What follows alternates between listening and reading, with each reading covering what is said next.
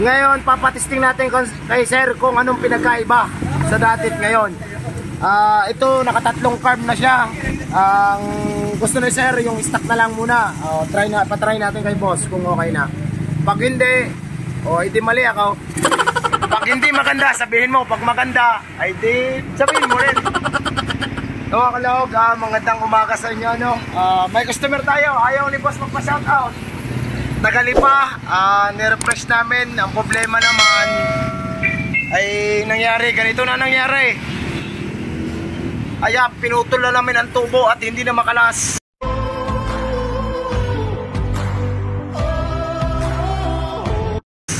Ganito kami mga kalahog, pasensya na kayo.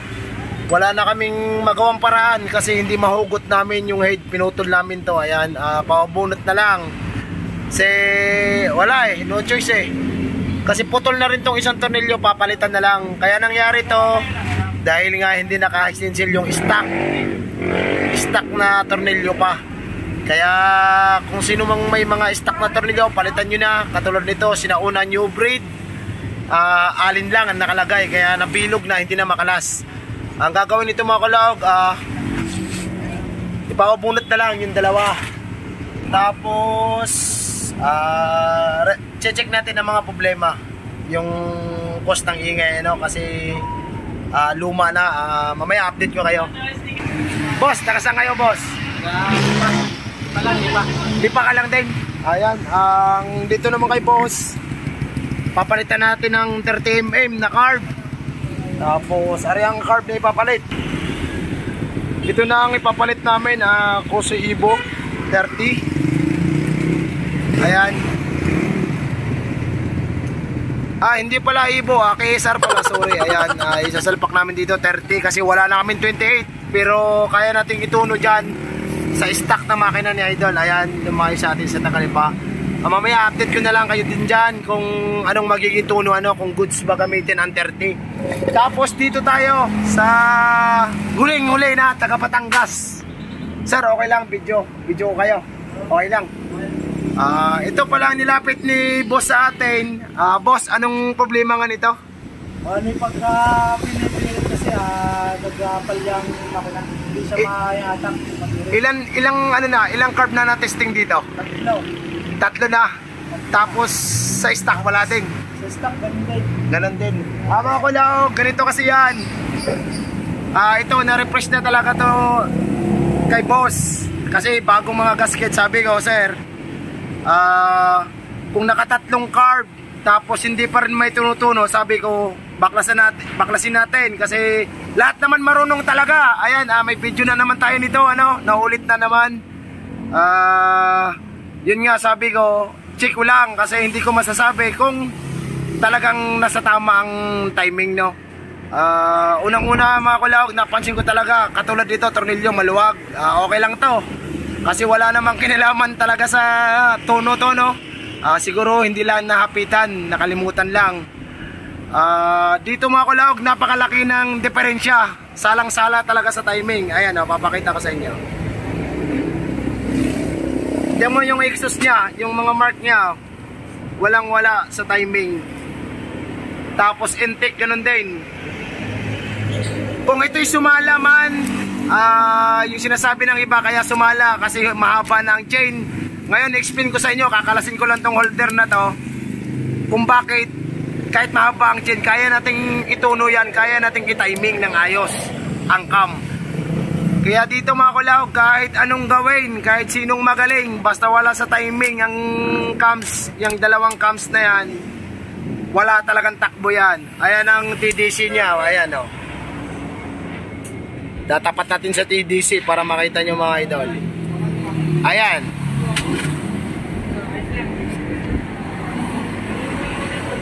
Ayan ang letter T, madilim laang. Teka lang. Ito nga. Ayan mga kulawag ang TDC nya. Tatiming natin ng ayos. Teka lang, teka. Ayan mga kulawag ang timing. Ayan, letter T ha. Ayan, diretso tayo dito. Ayan talagang napakalayo sa timing. Walang-wala talaga sa timing ang cam. Kaya kahit anong gawin, kahit sino pang magkalikot, kahit anong jettings na ilalagay mo, ayan ang empty cam nya nakababa yung mark ano niya. Ayan, yung sa timing mismo, yung mark point niya. May mga mark kasi yan. Ayan o. Nasa baba. Tapos dito din, nasa baba din. May nagko-comment nung unang video natin, napakabahaba ang chain. Kakalasin natin para malaman natin kung chain nga ang may problema, ano, kaya wala sa timing. Ayan mga kulaog, ito na yun, no, kinalas ko para wala talagang harang, para kitang kita natin, no. At ayan, talagang walang wala sa timing. So ngayon, yung mga nagsasabi pala, ito na, saktong-sakto, may video tayo ulit na panibago, no, na mahaba na daw ang chain kaya hindi ma-timing. Ngayon, wala tayong papalitan. Susubukan ko munang ilagay siya sa TDC na hindi tayo magpapalit. Wala tayong papalitin. Ita-timing ko lang kung kaya natin i-timing nang hindi magpapalit ng timing chain. Ayusin ko lang tapos papakita ko sa inyo mamaya. Ayan, ayan ang timing niya, oh. Walang nakadapa na agad. Salang-sala talaga ng ngipin. Tapos ito, tuturo ko na ulit sa inyo. Ayan, kaalaman na naman to. Ang pag-timing nito kailangan nasa TDC din eh. Ayan, laging meron yan. Ayan, pasensya na kayo kung malabo. Ayan. Tapos bibilangin nyo to. Sinabi ko na to sa YouTube, meron ako nito. Kailangan ito sa mga baguhan lang. Sa mga galing, hindi na kailangan to. Sa mga nag-uumpisa lang para hindi sasala, no? Simula sa arong ito sa exhaust, bibilang kayo ng 16 kasi 14-16 to eh. Bibilang kayo ng 16. Ayan, bibilangin natin kung tama. Kailangan 16 to. Dito sa pangalawang araw sa intake, bibilangin natin 1, 2, 3, 4 5, 6, 7, 8, 9, 10, 11, 12, 13, 14, 15, 16 16 mga kulaog, wala pa sa tapat. 17, 18, ibig sabihin sala ng dalawang ngipin. Pagka sumala ka ng isang ngipin lang, napakalaking diferensya na sa takbo yan. Kaya yun yung nilapit ni sir sa atin. Ayan boss, ayan, nakita mo ang talagang pinaliwanag ko lang sa iba, no? Mga kulaog, ita-timing ko lang na wala tayong papalitan, no? Kung sa timing nga lang ang problema o sa chain din, ano? Yan mga idol, wala tayong pinalitan dyan. Papakita ko lang sa inyo ulit. Ayan, nasa timing yan.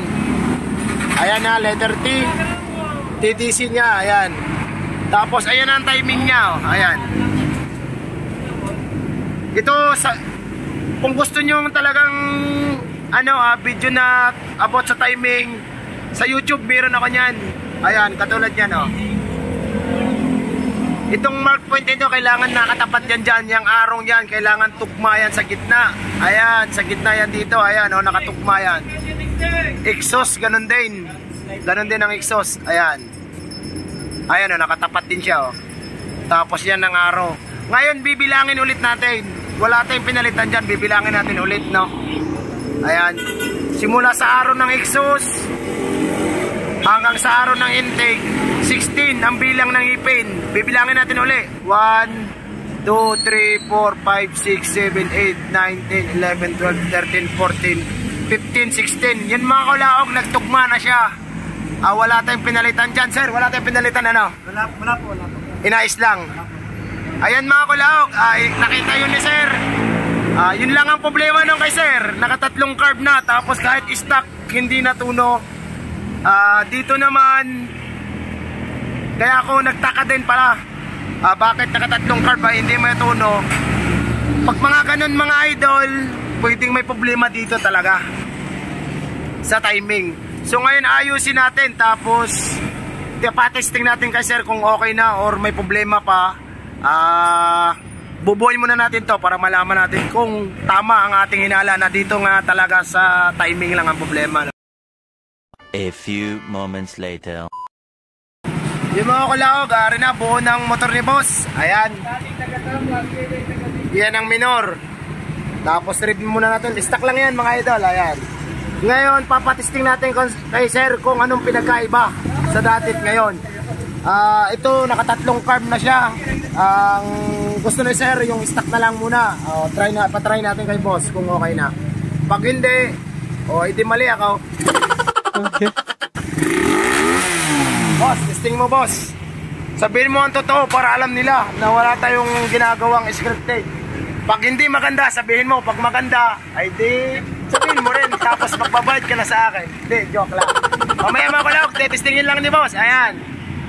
Malalaman natin mamaya kung timing nga lang ang problema. Hindi sa carb. Lumampas si sir na hindi namin alam pero parang palyado ang carb niya sa arangkada. Arangkada lang siguro.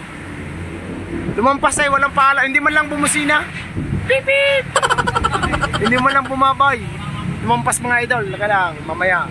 Ayun si boss, hindi na naman namamansin. Dumiretso na naman. Hindi niya alam. Siguro natuwa or ano. Ano boss? Parang napipalya lang, kaunti no? Ha? Kaunting palya pero rekta, ayos na. Oo, ayos na. May kunti na lang. Kaunting.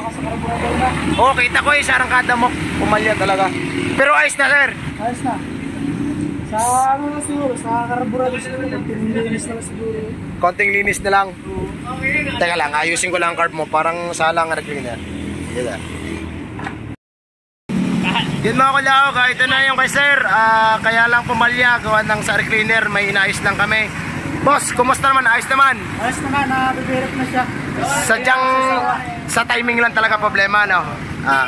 Ayun lang mga kulawag, no? Doon lang talaga naging problema sa takbo. Tsaka kaya hindi matuno yung tatlong carb ni sir. Gawa lang talaga sa timing ng cam. Wala lang sa TDC mga kulawag, no? Yun lang mga kulawag, maraming salamat.